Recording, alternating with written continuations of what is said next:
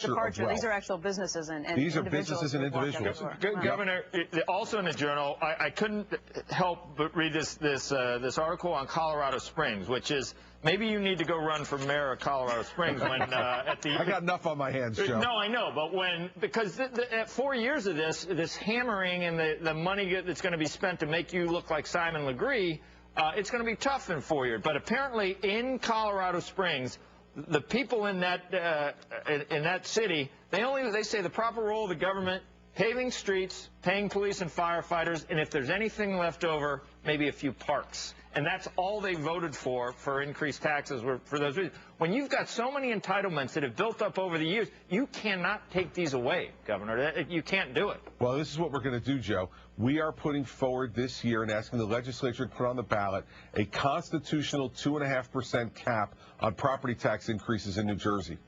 If we get that in the voters' hands, I believe they'll pass it. And then the only way for a municipality or a school board to raise taxes above 2.5% would be a referendum from the voters.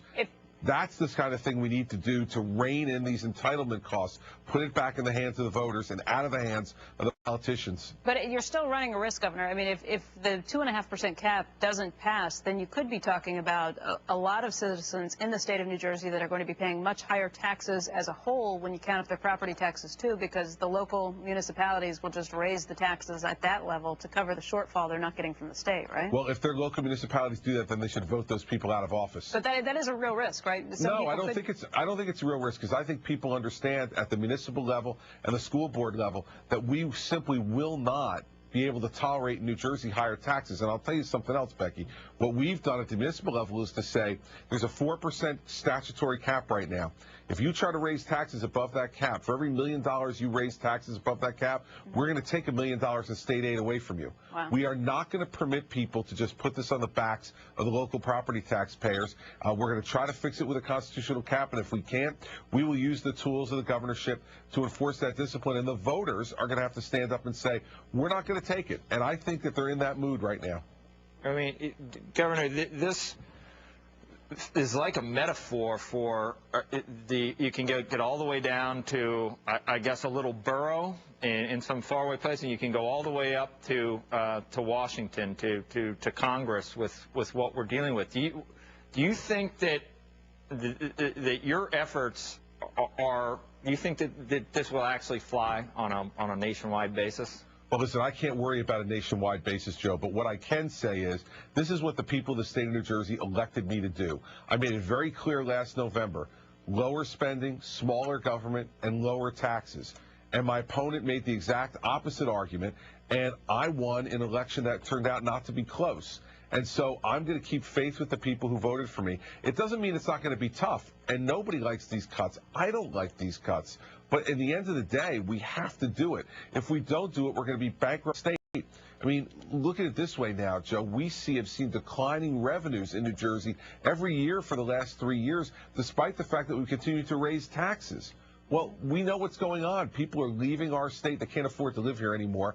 And I think that New Jersey, because we have that odd off-year election with Virginia, we have an opportunity here to stand up and be the leaders across the country in showing that this can be done. And I'm fighting to make my state affordable again. Who can stop you? What can your opponents do to stop you? Well, listen, I have a Democratic legislature, Joe, and so I've got to figure out a way to work with that Democratic legislature to get these things passed. But I will tell you that especially in the southern part of our state, we have a lot of voters who are fed up. They're conservative Democrats. They're blue-collar Democrats. And they say to themselves, we can't afford to pay for this anymore, and we don't want to pay for exorbitant benefits. You know, most people in New Jersey, if they have health benefits, pay for them. Many public employees are paying nothing towards their health care, and the taxpayers are paying the whole tab. Those folks are getting upset about it and unhappy about it, and rightfully so. And I think we'll be able to put together a coalition of folks who know that this is something we need to do now.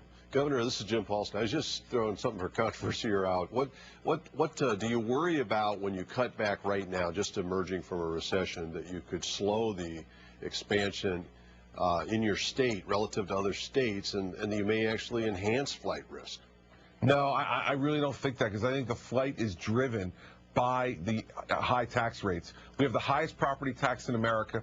We have among the highest marginal income tax rates. We have the second highest sales tax rate. We have the sixth highest corporate tax rate. I mean, we are off the page in terms of our taxes in comparison to every other state. Our neighbors in Pennsylvania have a top income tax rate of 3.07%.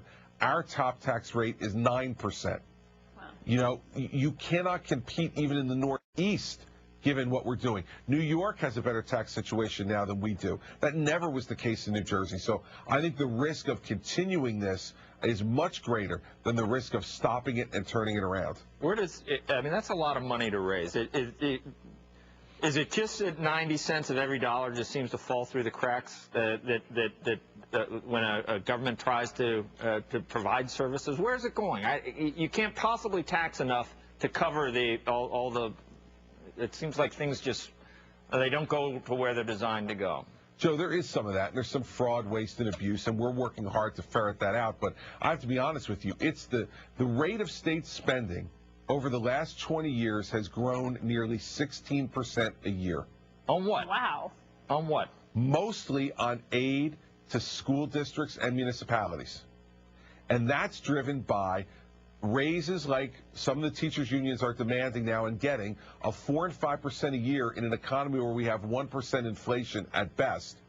And most members of the teachers' union paying nothing towards their health benefits, nothing for full medical, dental, and vision coverage from the day they're hired until the day they die. You know, Governor, I understand your point entirely, and I agree with you that we can't expect to be immune from the economy around us, but the sanctity of the contract is also a very strong argument in business. It was one that was made for the AIG employees, too, that the federal government shouldn't be able to come in and slash their contracts. What's the harm in waiting until the future contract is up next time around and negotiating much more for a much tougher bargain with them? Well, the problem is that the school districts negotiate one-on-one with the teachers union across the state. So there's not one set point in time when a contract expires. It's not a statewide contract. And we have an $11 billion deficit that we have to deal with a third of all of our money going to local aid.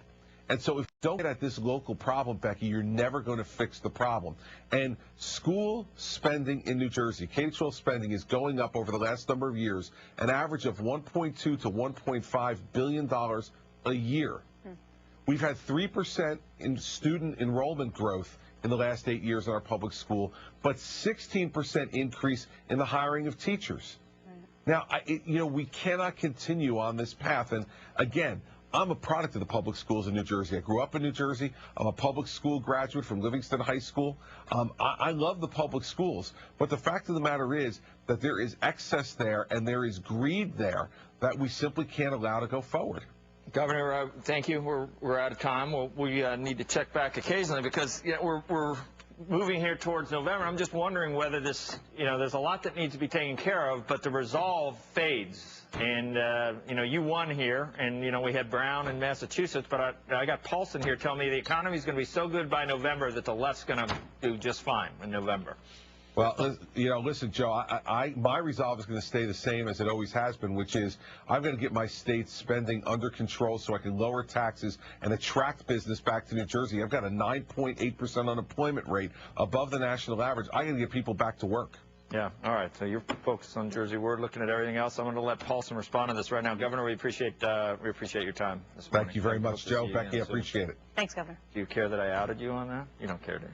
No, I mean, I just think politically, I agree with you, Joe, that I think the resolve on everything, regulatory,